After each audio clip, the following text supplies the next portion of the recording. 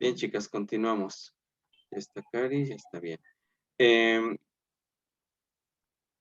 yo les había dejado leer en el libro, por ahí en las páginas que les dejé que iban hasta las 100, hablaban acerca de los congresos pedagógicos.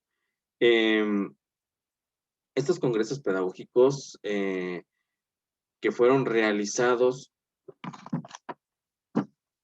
como por figuras importantes de la educación en el país, fueron precisamente para poder determinar políticas o estrategias de desarrollo de la educación de aquel entonces. Eh, fue muy importante, aparte de estos congresos pedagógicos, también estuvieron, y en esos ya participó lo que fue, ¿cómo se llamó? Ay, se me olvidó su nombre, Justo Sierra, también Joaquín Baranda, los congresos higiénicos pedagógicos, y déjenme ver por aquí, ¿dónde está? ¿Dónde está? Eh, déjenme checar aquí en el libro, permítanme.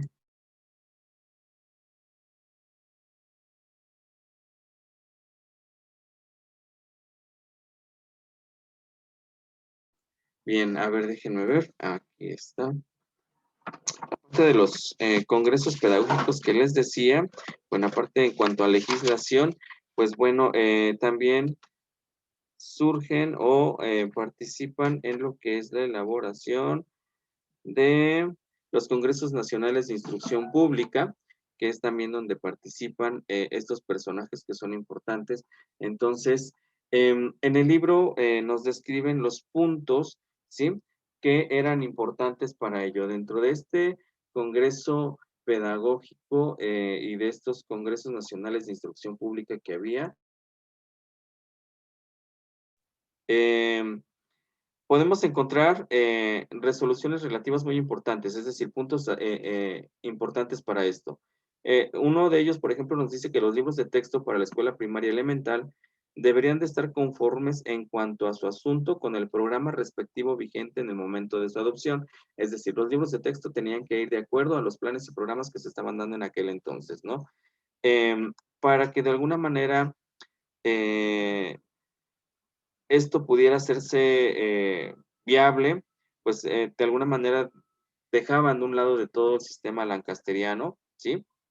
Porque ya no era de alguna manera óptimo para aquel entonces. Se preocuparon por dotar al país de maestros, ¿sí? Que eso era importante.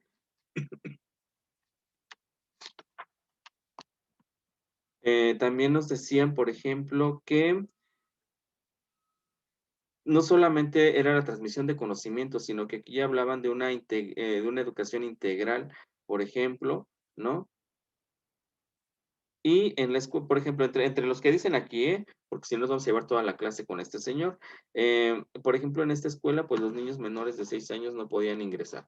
Es decir, desde aquí ya estaba el límite 6 años en adelante para educación elemental. Pero pues vamos a ver que aquí, con justo cierre, precisamente empiezan ya a preocuparse por las escuelas de párvulos, en aquel entonces por los preescolares, ¿no? Y pues bueno, el maestro Goyito, pues fue de alguna manera, como ya nos dijo Lupita, pues discípulo de Rebsamen, por eso todas estas ideas, ¿sí? Por eso su ideología pues estaba basada en lo que era la escuela por el trabajo y de la acción o activa. Era esto? Pues que era una educación en la que sí había todos los conceptos, todos los conocimientos en cuanto a conceptos, pero también prácticos, digamos, donde el alumno pudiera estar en constante acción para poder aprender, ¿sí? Y pues vean, realmente todo lo que tiene que ver con la gran eh, auge de la educación primaria, de la educación elemental de aquel entonces, pues es obra del profesor Gregorio Torres Quintero, ¿sí? Él se preocupó por los planes y programas, por los libros de texto, por las medidas higiénicas, por la metodología, sobre todo, como ustedes pueden dar cuenta, muy enfocado a la parte de la metodología, de cómo enseñar, ¿sí? ¿Hasta aquí alguna duda con él o algo que quieran agregar del maestro Goyito? ¿Ninguna? Bien, vamos Profe, con... por ejemplo, Ajá, sí. yo nada más tengo una duda arriba. Bueno, lo que yo entiendo es que él no fue encargado de la instrucción pública. ¿Cómo se dice? El secretario, Bueno, digamos. a lo que se conoce como secretario. Así Es es. que, Él es que tengo no, una duda ahí, porque ve que arriba dice que él no. Ah, ok. Ah, no. ok. Él fue director, fue, digamos, jefe de la dirección de instrucción. Ajá. Acá arriba, de hecho, nos los mencionó. Miren, fue jefe de departamento en Yucatán. De hecho, les dije que desde ahí él desglosa toda parte de su obra, del Departamento de Educación Pública. Ahí sí. Pero él se desarrolló sobre todo, ay, aquí está, déjenme regresarme. Es que Ah, Rivita decía que fue presidente ajá, de la Comisión sí. Nacional de Educación Pública. Dirección de Algo Instrucción así. Primaria del Distrito Federal y Territorios. Por eso desde aquí empieza a desglosar su obra. ¿Sale? Sección de Instrucción Primaria y Normal. ¿Sale? Sección de Instrucción Pública y Bellas Artes. Siempre estuvo en cargos educativos, pero no llegó a ser el secretario de Instrucción. Sin embargo, él hizo mucho por la educación primaria. Por eso es que es un profesor muy reconocido en esta parte, porque gracias a él pues se desarrolla la metodología, se desarrollan los libros de texto, los planes y programas, y como ven, pues empieza a ver en los grados en los que se iba a dar esta instrucción, ¿sí? Por eso es que es importante, pero él no fue, a él sí lo buscamos como secretario, si ustedes, de hecho, sí revisaron el libro de ¿cómo se llama? De historia, viene aparte una guía cronológica de la historia de la educación pública en México, ¿sale? Pero viene desde lo que es la época virreinal, pero además también por ahí venían los secretarios de instrucción pública que ha tenido el país, y pues obviamente no figura don Gregorio Torres Quintero porque él no lo fue, pero pues sí le debemos mucho, la verdad se le debe demasiado en cuanto a la educación primaria. Ahora vamos con Joaquín Baranda, ¿sale? Vamos a ver qué fue este personaje, quién fue, qué hizo. Ya por ahí Lupita nos hablaba un poco acerca. Él fue, mientras que el maestro Bollito era de Colima, pues este señor nació en Campeche y murió en la Ciudad de México. Él fue abogado, sin embargo, se dedica después o le interesa la educación, y por eso es que, bueno, por los cargos políticos que había tenido, pues es de 1882 a 1901, pues ministro de Justicia e Instrucción Pública. Quiere decir esto que, pues, como ya nos decía Lupita, ha sido el secretario de Educación que más ha estado en el cargo, ¿sí? Y este secretario también hizo demasiado, se empapó mucho de la educación y logró grandes avances. Cari, ¿usted qué investigó sobre Joaquín Baranda?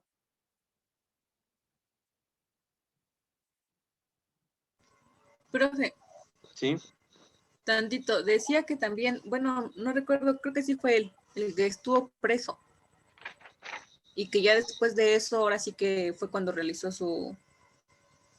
todo lo, bueno, o sea, cuando toda su empezó a obra estudiar, a educativa. tomar sus estudios y todo eso. Es que algo así encontré, pero no decía, digamos, el por qué. No Sí, sabe.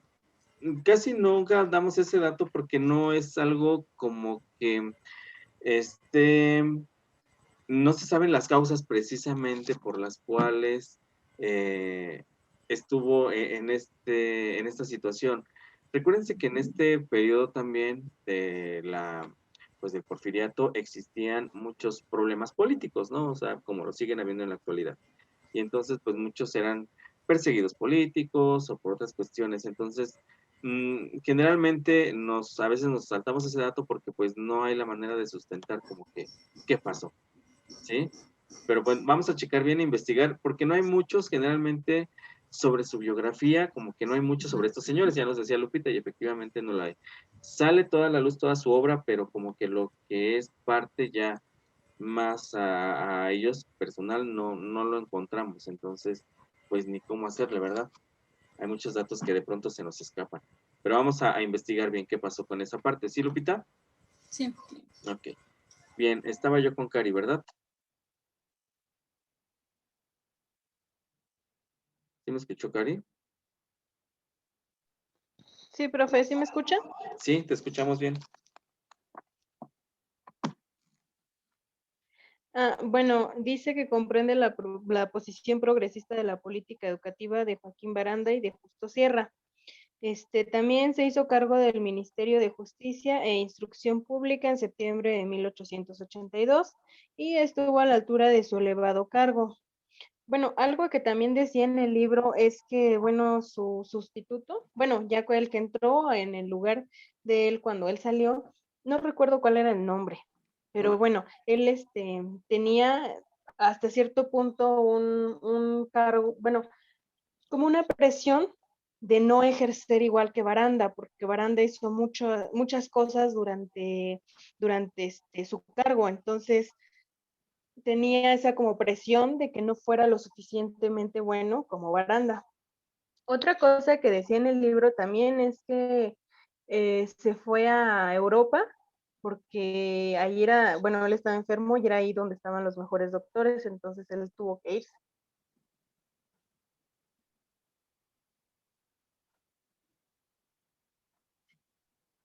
Te perdimos, Cari. ¿Ya me escuchas? Sí, ya te escuchamos. ¿Sí escuchó lo que dije de Europa o no?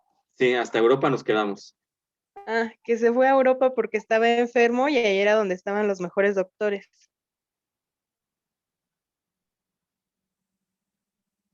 Y pues así como que pues hizo muchas cosas, pero así como que lo que más me llamó la atención fue eso. Ajá. ¿Algo más? Pues tenía mucho él la, la inquietud de que fuera la educación fuera, o sea, se llevara a los pueblos. Y sobre todo, pues también se hablaba sobre las reformas en la preparatoria y sobre la educación profesional. Así es. Sí, bueno, ya aquí está en el libro, precisamente el secretario que entra después de él fue Justino Fernández, ¿sí? Quien precisamente tuvo como subsecretario, digámoslo así, a Justo Sierra, que después vamos a ver las obras educativas de ellos. Pero chicas, ya se va a acabar la hora y es muy importante estos personajes, nos falta hablar un poquito de Justo Sierra, pero para la siguiente sesión, déjenme poner por aquí, déjenme ver, vamos a ver, les pongo, déjenme ver aquí. Ok, bien. Con la mayúscula. Tarea para la siguiente sesión. ¿Sale?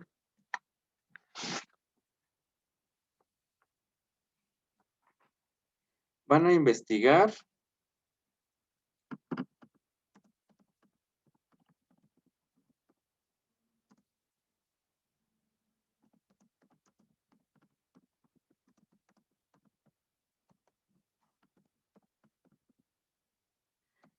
la revolución y la educación en México. En su temario viene como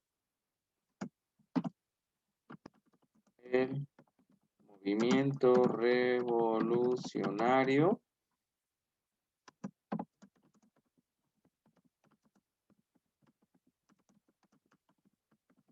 Se los pongo también. Bueno, esto es como viene en su temario.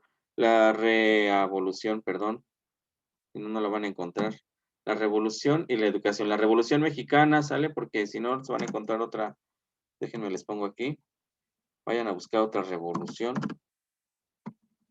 Acuérdense que estamos no viendo las características de cada evento, sino lo que pasaba en educación, ¿vale? Por eso no vamos a ver aquí a Madero y a todos esos, pues no, lo que nos importa es qué pasaba con la educación durante este periodo de la Revolución Mexicana, ¿sí?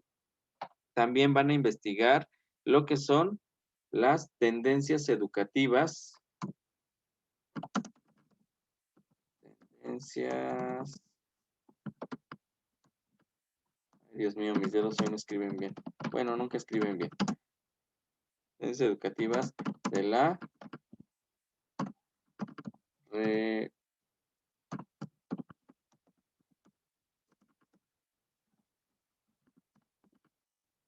De esto van a realizar,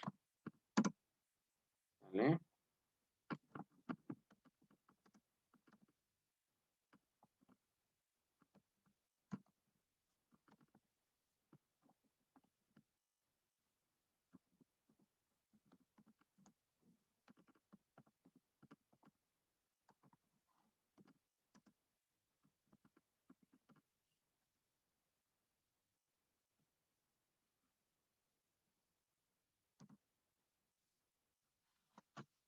Bien.